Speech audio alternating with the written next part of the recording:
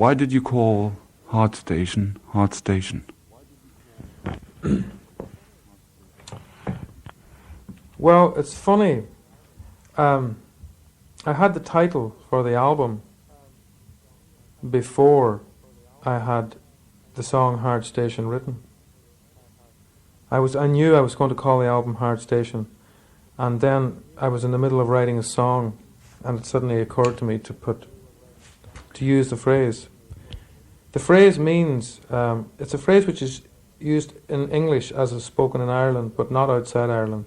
I mean, I know it means bad luck, but yeah. I think just this album, which means bad luck, has brought you luck. Well, it isn't. It doesn't really mean bad luck. It means a hard station means that it's a tough life, hard life, and it is a tough life. Look around you, you know. It's not easy to live nowadays, and I suppose I hope the album brings me good luck. A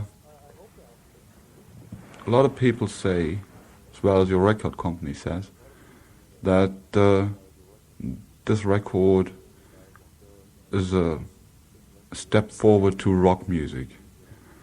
But to me, I mean, you did one record with the Johnstons, I don't recall the name now, it was Red Cover, and I don't see very much difference between these two albums. I mean, the sound, it's nearly the same sound in a way, and it's hardly to say it's folk. Well, I don't consider myself to be a rock singer or a rock and roll singer, or I mean, I write songs, modern songs, and I don't think I'm a folk singer either, because I'm somewhere in between. I think there's a lot of difference between the stuff in the early Johnstons album and this album. In the first place, I feel that I'm much better writer now than I was then, and a much better singer now than I was then. But there are loose comparisons between the two albums. Like the type of songs is not dissimilar. I don't think so. They are quite similar, I suppose. Okay, well, yeah. I wouldn't say it's the same or so. No, but, no. I mean, between the Johnston album we're talking about and Hard Station, there is the time of 10 years. Planxty and Andy Irvine duo, and all this. Yes. So it's a time where you more or less been strictly into traditional music. Yeah, that's true. So I think the Hard Station album and the Red Johnston album is more or less closer than the things you did in between. Yes, I think that's a superficial. It appears superficially that they're closer, but I'm a different person entirely now than the person who was in the Johnstons, than Paul Brady and the Johnstons. I don't know Paul Brady, who was in the Johnstons, anymore. It's just I'm a different person now. So to me, this is radically different. Oh, yeah. Another thing, all the songs on Hard Station, to me, they occur to be a bit. I'm not sure about that because I can't know it, but to me, it sounds like if they're more or less autobiographic. Yeah. Well, yes, there's a large amount of me in those songs, and when I'm asked this question, I generally answer that I use writing as a way to explain myself to myself. Do you know what I mean? I find I have vague feelings about things, about people, or about events, or about circumstances, and I don't quite understand what these feelings are, and the process of dragging it out and putting it on a page makes it clearer to me, and hopefully it lets other people, feel what I was feeling.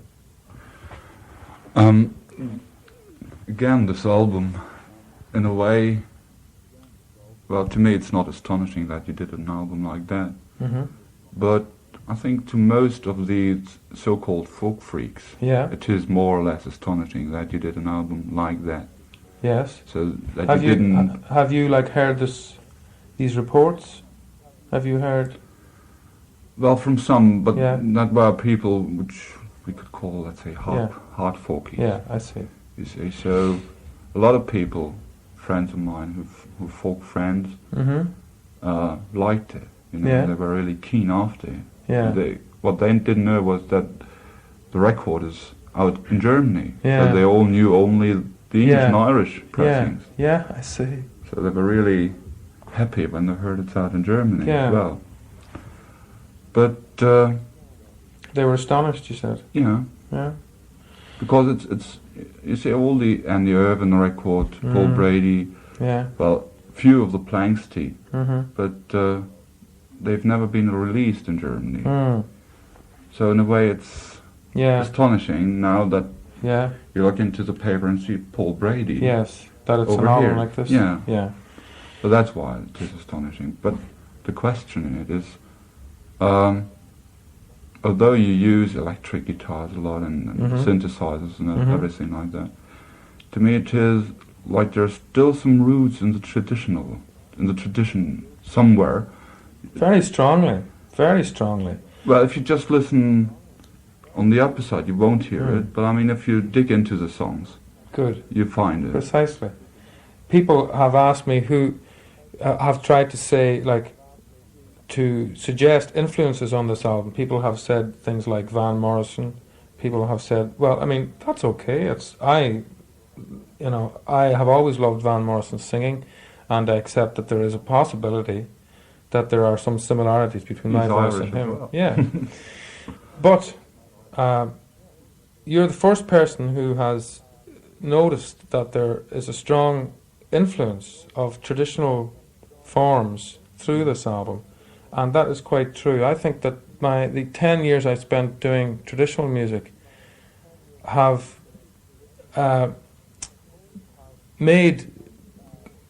molded my music more than any other than many influences before it, many rock influences before it. The melodies of folk songs, and the structure of folk songs, has always appealed to me, and it's that kind of discipline and, if you like, traditional format of verse, chorus, which has carried over into this album. And this is what I want to do now, and I'm very pleased to be writing in a loosely modern contemporary vein, but I don't regret 1 minute of the 10 years I spent doing folk music. So in a way, it's wrong what your biography from the company says. I haven't seen that. What does it say? It's rubbish then, because they say, more or less, that you really went away from tradition and went into rock, and then that you don't bother about tradition anymore. Well, I mean, somebody who... it's easy to see why they say that. I mean, the fact of the matter is that, the fact of the matter is that I don't think I'll ever do a traditional music album again. Sure. I don't think so. I wouldn't bet. Well, not... I'm more interested in writing now. I'm more interested in the arrangements that this kind of music makes available to me. But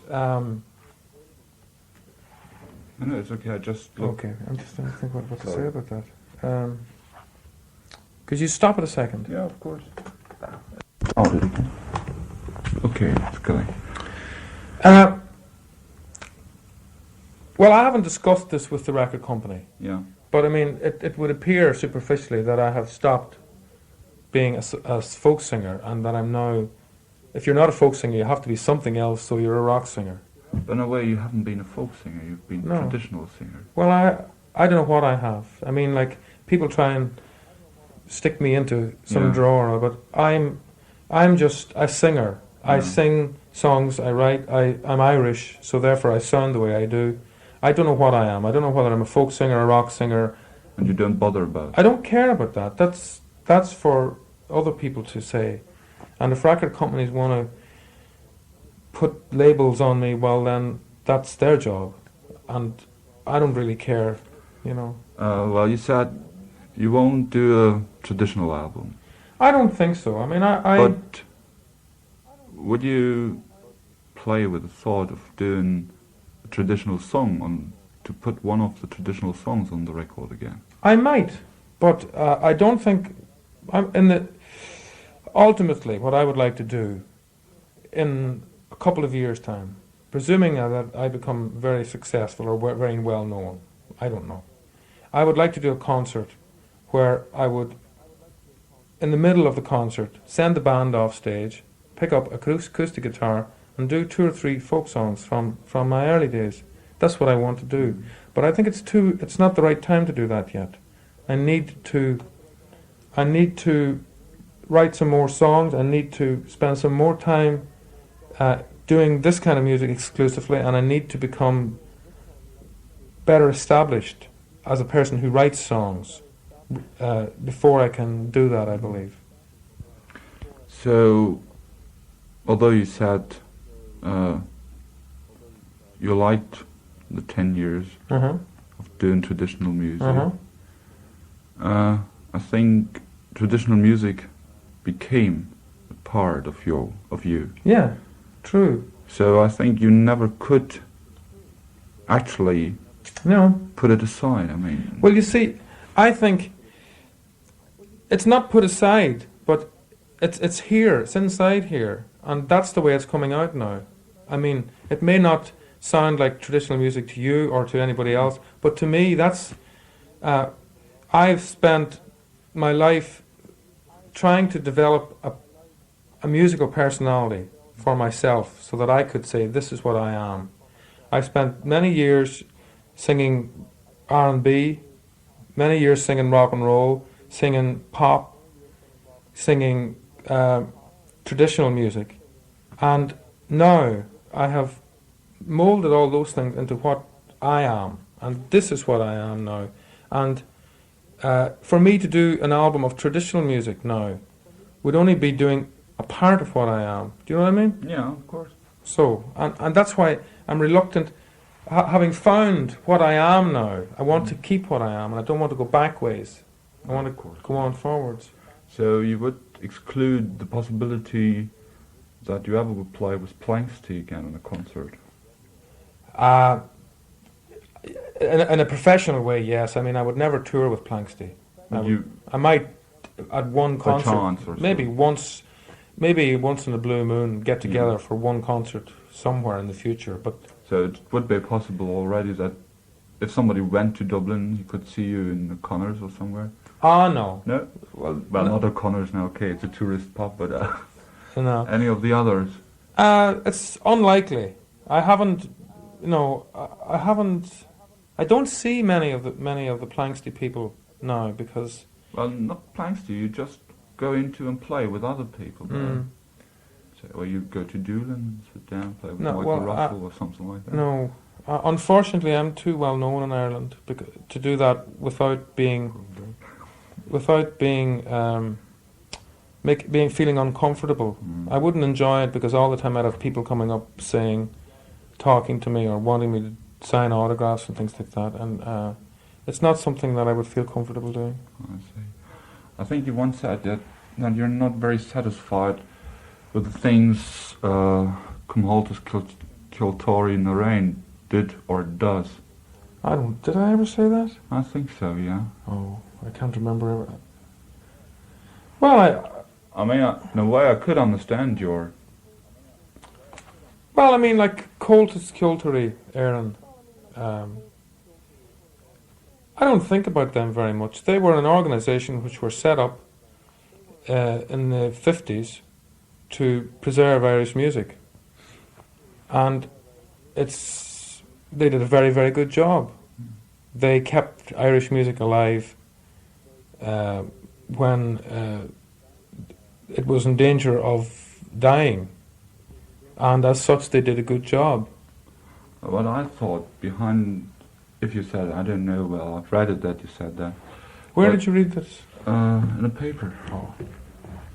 I don't, well, I mean... But anyway, what I thought behind is that doing such a thing like your, whatever,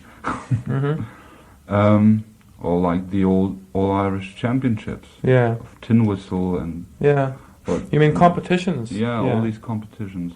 Yeah. What they do, I think they don't preserve the music, but they kill it, because everybody in these competitions, or in their societies, they try to play one and only one style. Yeah, that's true. So there is no musical personality in the music they do. Well, I've never been interested in any kind of school of music or style of music particularly. I mean, I believe that everyone, no matter what music they play, must be individual and must sound, their personality must come through their music. And if you have a very rigidly technical style, well, it won't let your personality come through. But then playing with let's say, Andy Irvine or with Planxty, there was a special style in the way there was. Yeah. It might be because we're different people from all over Ireland, so the influence from Sligo came on strongly, or from Kerry and the fiddle. Well, I mean, you wouldn't say there is a difference between Kerry fiddling and Donegal fiddling. Well, those differences have largely disappeared, it's sad to say, with modern communications. I mean, 20 years ago there were very definite different styles between Ireland and between Kerry, say, and Donegal, but that's not true anymore, except in older musicians. And the music you do now on hard staging, would you say that the music is an all-over Irish singing songwriting? Well, I'm Irish. I was brought up in Ireland. My personality, I believe, to be Irish. The songs I write are about feelings that an Irishman experiences, so therefore they're Irish. That's Irish, modern Irish music. It may not fit into an accepted traditional style, but I mean, contemporary music is made up of all forms of music. Like American music has made a big impact on the world. That's obvious from that album. It's made a big impact on me. I like, to feel that what I do is a natural mixture of things I've listened to since I was born. So, beside of traditional music, where would you say are your roots, your musical roots? Well, like many people of my generation, I listened to American music through the 50s, like rock and roll, and then the Beatles in the 60s. I'm no different to anybody else, I think. I just listened to the music that was there and took out of it what I liked. And I have my special favourites now. Well, my girlfriend, when she heard your new record, said, it sounds like Christie Berg. That's what she said. The singing, well, not the song, well, even the songs, I mean, there is a difference. Of course there's a difference, but as I said, if you just listen on the top of the songs, it's not, I mean, it's a different way of storytelling. Of course, Christie Berg is a storyteller, more or less. He makes up a lot of stories, like Spanish Trains and Patricia's a Stripper and everything. But I don't think he would write more or less autobiographical, sounds so weird, songs.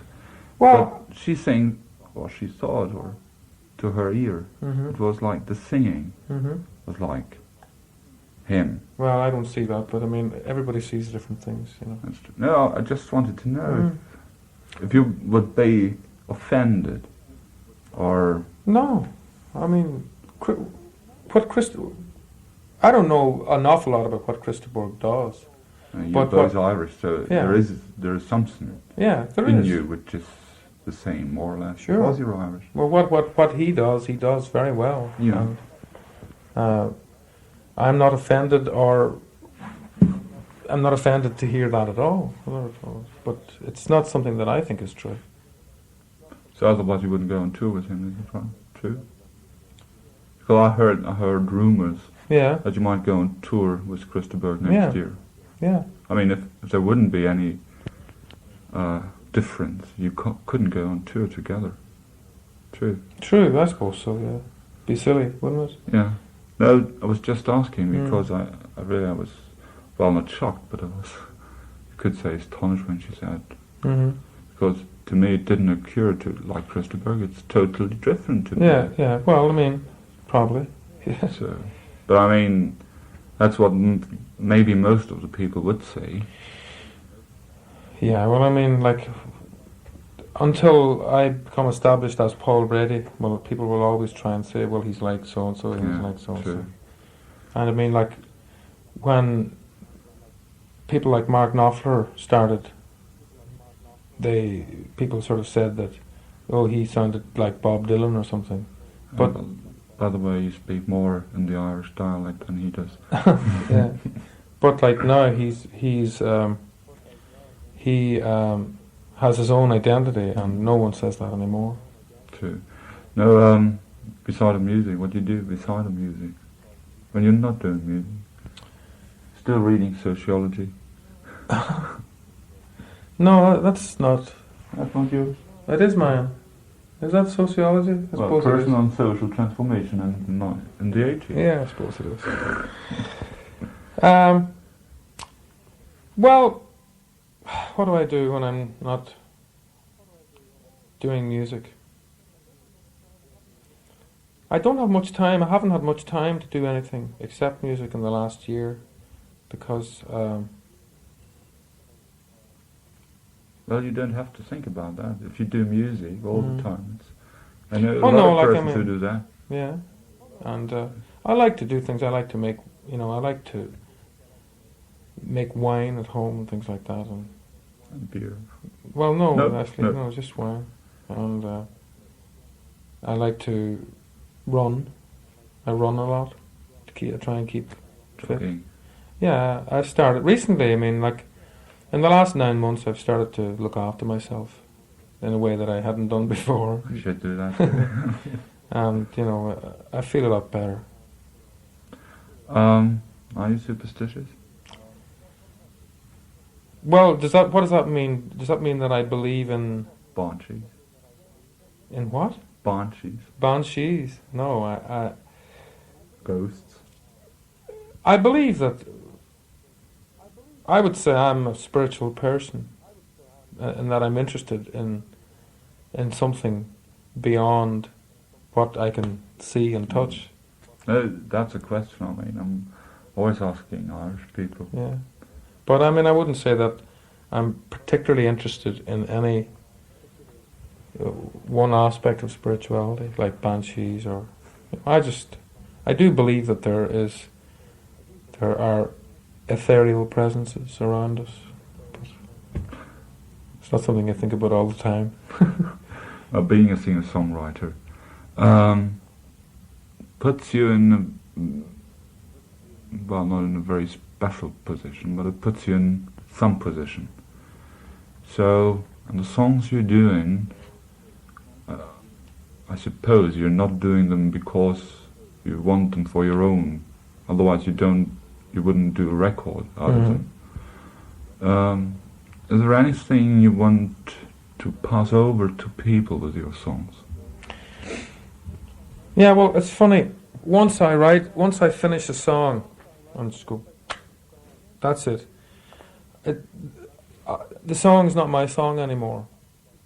I believe that songs, that those songs are up there somewhere, and all I do is reach out, and they come through, and then they're gone again. And that I simply was the person who made it sound like that, but it's not my song. So you don't have a special connection to some of the songs? Oh, I love the songs. I love the songs.